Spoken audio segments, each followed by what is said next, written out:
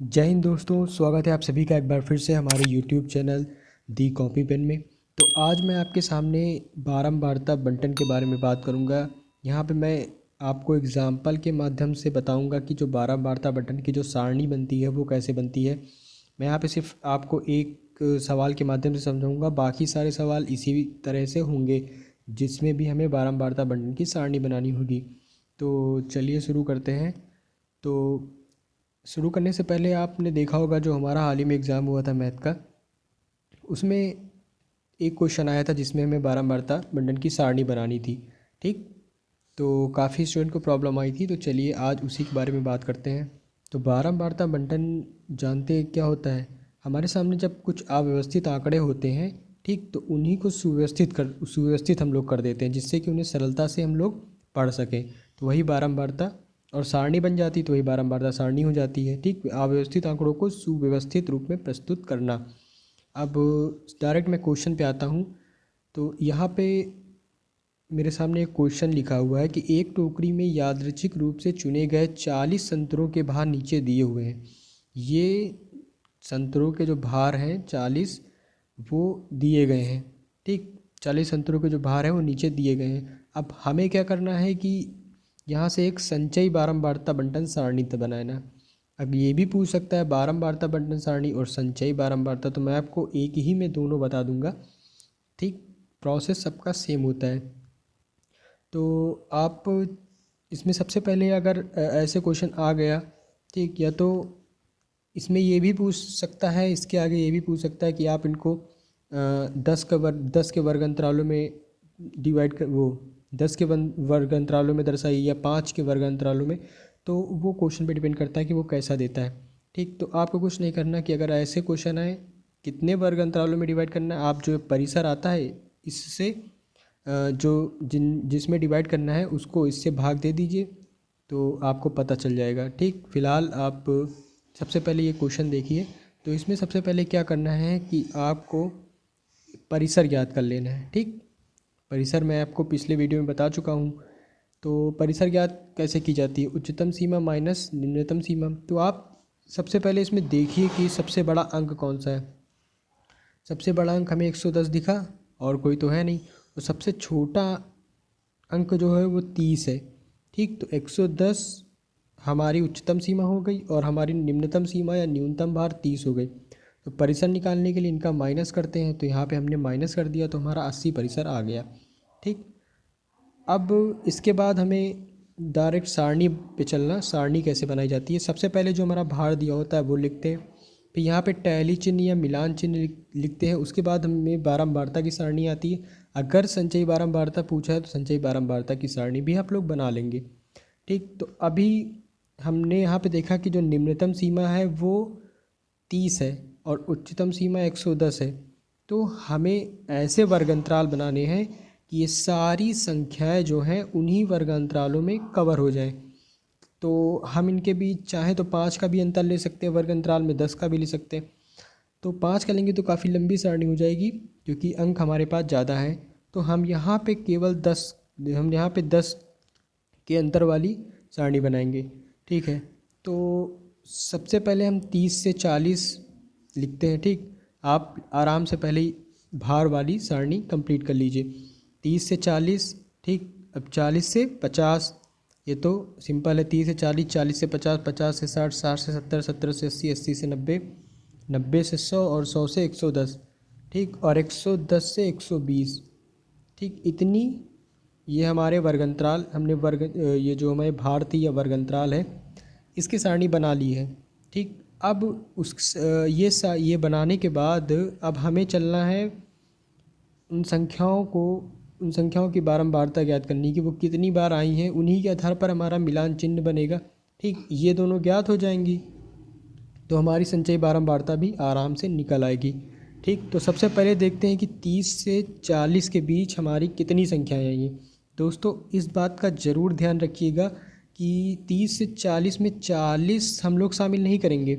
ठीक, 30 तो रहेगा, 30, 31, 32, 33, पूरा 39 तक रहेगा, लेकिन 40 हम लोग शामिल नहीं करेंगे। ठीक, लास्ट वाली जो सीमा होती है, उच्चतम सीमा होती है, वो हम लोग शामिल नहीं करते। ठीक, निम्नतम सीमा और इसके बीच में जितने अंक आते हैं, क्योंकि ये जो नंबर है यहाँ पे फिर आ जाता है तो डबल बार हो जाएगा ना, इसलिए उसको हम लोग शामिल नहीं करते। वैसे ही यहाँ 40 से 49 तक शामिल होगा, 50 शामिल नहीं होगा। ठीक, तो अब देखते हैं 30 से 40 के बीच हमारी कितनी संख्या है। तो यहाँ हमने देखा 30 से 40 के बीच, यानी 30 को हम लोग शामिल करेंगे। तो एक और ऐसे ही एक हो गई और ये दो हो गई। ठीक है, 30 से 40, लेकिन नहीं नहीं ये नहीं होगा। यहाँ पे आप देखिए एक 30 हो गई, एक और आगे चलिए ये दो हो गई। ठीक, और ये 3 हो गई, ये 4। ठीक, तो यहाँ पे और कोई संख्या नहीं, तो हमें कितनी मिली? 4। तो हमने यहाँ पे कितने लाइन खींचे? यहाँ पे हमने कितनी लाइन खींची? 1 2 3 4। ठीक, इस 4 तो बारंबारता यानी 4 बार है, तो आप वही 4 यहाँ पे लिख लीजिए। ठीक, यहाँ पे हमें चिन्ह के रूप में लिखना है, यहाँ पे नंबर के रूप में लिखना है। हमने 4 लिख लिया, लेकिन अगर सोचिए कि अगर 5 आ जाए तो हम लोग 1 2 3 4 और 5 में ऐसे नहीं लिखते।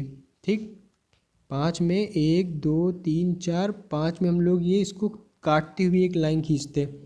ठीक, पहले से लास्ट तक, तो ये हमारा 5 का जो मिलान चिन्ह है वो बन जाता है। ठीक, आप ये ध्यान रखिएगा। ठीक, 5 पे हम लोग क्या करते हैं? क्रॉस करते हैं। वैसे ही 40 से 50 के बीच आप इसमें सर्च करेंगे, 40 से 50 के बीच, तो 40 तो हम लोग शामिल करेंगे, 50 नहीं करेंगे। तो 40, वैसे ही 45 एक हो गया। ठीक, ये 2 हो गया, 3 हो गया, और आगे चलते हैं 4 हो गया, और ये 5 और ये 6। तो टोटल हमको कितने मिले? 6 अंक। यानी हमको यहाँ पे पहले मिलान चिन्ह भरना है, तो मिलान चिन्ह 6 भरना है। तो सबसे पहले 1 2 3 4, 4 हो गया। अब 5वां ऐसे जाएगा और 5 हो गए, अब 6 भरने हैं तो 5वां हो गया, अब ये 6, तो ये हो गया। इस प्रकार ये बन गया। ठीक, तो ये इतने समझ में आ गया। तो ऐसे ही आप 50 और 60, 60 70, 70 80, 80 90, 90 100 के बीच आप संख्याएं ढूंढेंगे तो आपको आसानी से मिल जाएंगी। बस इतना ध्यान रखिएगा कि अगर जो वर्ग ले रहे हैं उसकी लास्ट जो उच्चतम सीमा होगी उसको शामिल नहीं करेंगे, बल्कि निम्नतम सीमा और उच्चतम सीमा के बीच में जो अंक आती हैं उनको शामिल करेंगे। ठीक, तो इन सब का ध्यान रखेंगे तो आपकी ये सारणी कंप्लीट हो जाएगी। और ये जो 5 वाला मैंने बताया कि 1 2 3 4 और 5वां ऐसे होता है, ये भी ध्यान रखिएगा। बस अब बाकी इसमें कुछ नहीं है, बहुत सरल है। और इसके बाद हम जो नंबर होंगे उनको बारंबारता ये हमारी बनती जाएगी, जितने भी नंबर रिपीट होंगे इन दोनों वर्ग अंतरालों के बीच।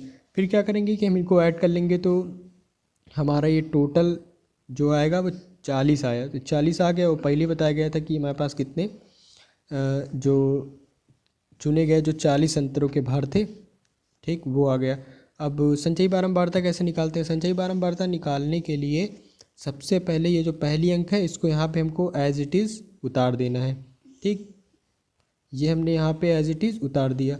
अब हम लोग क्रॉस ऐड करेंगे, यानी 4 + 6, 4 को 6 से ऐड करेंगे तो कितना आएगा? 10। अब 10 को 4 से ऐड करना है तो 14 आ गया ये।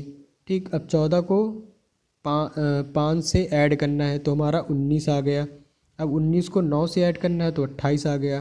ठीक, ऐसे ही अब 28 को 5 से ऐड करना है 33 आ गया। 33 को 2 से ऐड करना है तो 35 आ गया। 35 को 3 से ऐड करना है तो 38 आ गया, और 38 को 2 से ऐड करना है तो 40 आ गया। ये और ये हमेशा सेम रहेंगे। ठीक, तो क्या करना है? पहली जो संख्या है उसको ऐसे ही उतार लेना है और उसके बाद क्रॉस ऐड करते चले जाना है, तो ये आपकी संचयी बारंबारता निकल आएगी। ठीक, तो ये हमारा जो आज का सवाल था, बारंबारता बंटन की सारणी कैसे बनाते हैं, वो कंप्लीट हो चुका है। बाकी इसी के तरह कोई भी सवाल आएगा तो आप आराम से उसको कर सकते हैं। संख्याएं यहाँ पे जो दी हैं वो ज़्यादा कम हो सकती हैं, ये कोई मैटर नहीं करता। आपको अगर पता है कैसे करते तो आप वो आराम से कर सकते हैं। ठीक है, वीडियो में अंत तक बने रहने के लिए आपका बहुत बहुत धन्यवाद। और अगर आप चैनल को पहली बार देख रहे हैं तो सब्सक्राइब ज़रूर करिए, लाइक शेयर ज़रूर करिए। और नोटिफिकेशन बटन पर ज़रूर प्रेस करिए। धन्यवाद।